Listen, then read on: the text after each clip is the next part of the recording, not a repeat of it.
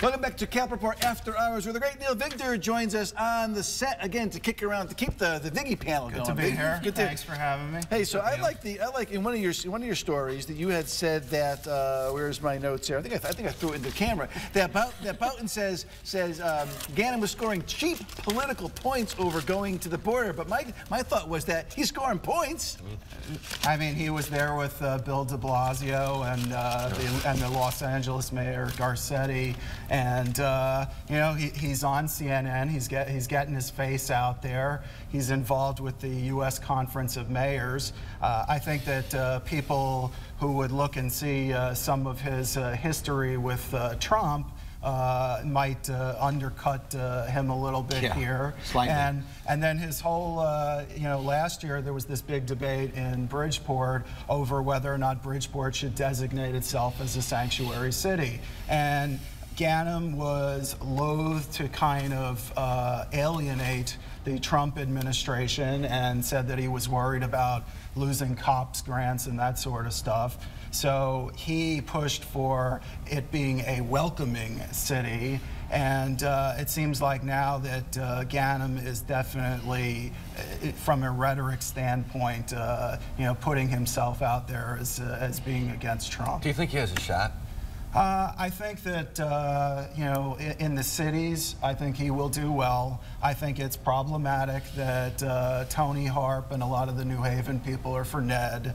I think that in the cities that Joe's... But are they for Ned, or are they for Ned? I think it's a little bit of both. I think that in the cities, Ganim, the fact that he was in prison, that's not a deal breaker for people. People, you know, may have relatives, family members who have, you know, some kind of trouble with the law. But then I think when you go to the suburbs, places like Stonington and Washington Depot, I'm not so sure how Ganim plays there. It's not that he was in prison that's the problem. It's what he went to prison for that is the problem. And so that the substance of what sent him to prison, I think, is going to be the issue. Yeah, but I don't think people go to prison. There's really a lot of good reasons to go to prison. Or no, but I mean, it's not like he was stealing from someone to pay a charity. I think he's got a puncher's chance for this simple reason: the total lack of enthusiasm for Ned Lamont and the total lack of organization. One thing Ganim has proven, that whenever there's an obstacle, he seems to overcome it. And like I said about Herbst, he's a real grinder. He's a fighter, that's for sure. And if he gets enough, I think, inner city churches, those type of folks who really do turn out to vote in these sort of primaries, I think, again, long shot, but not out of the realm of possibility. How's his fundraising going? Sorry. And that's going to be another question. I mean, he had over $500,000. I think he's probably in the $700,000. So could he go?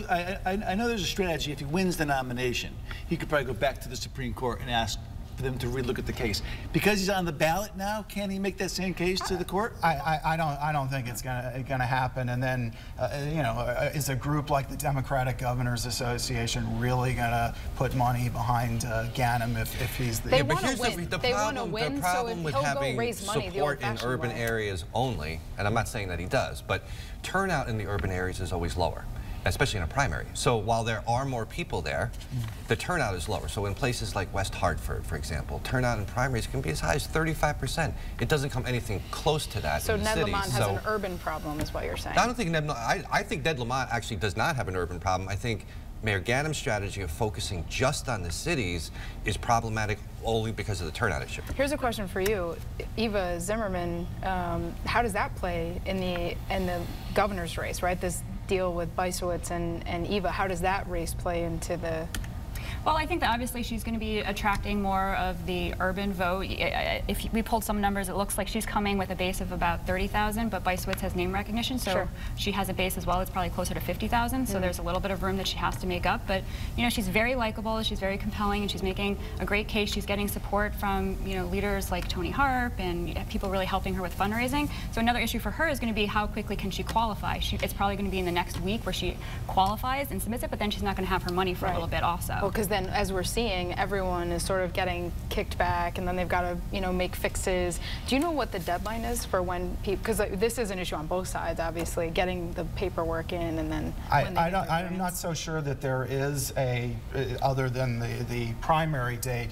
I don't think that the grant for the primary is proportionately reduced. I think it is for the general election. It's not reduced, but we dealt with this in 2010, remember, because at the time Lieutenant Governor Fedeli was trying to get the public financing grant. He got it very late, and there was a cutoff where it was like you had to get it within, I think 3 weeks. The issues that you're raising are all relevant to this, to what I think is the real problem here, which is public financing as a concept is fine. The execution is very difficult. What I hope happens after this election cycle is that some committee gets together of people who actually understand public financing and addresses all of these issues, because it's not fair to the candidates. Well, how about a committee that doesn't just know public financing? How about a committee of people that know how campaigns work and operate, and we don't have to start To your point, Liz, I was talking to someone from the City campaign, and they haven't gotten their money yet, and so they're going to seek and saying, look, if you have a problem with those contributions, throw them out. Throw them out. We have more than enough to make our number.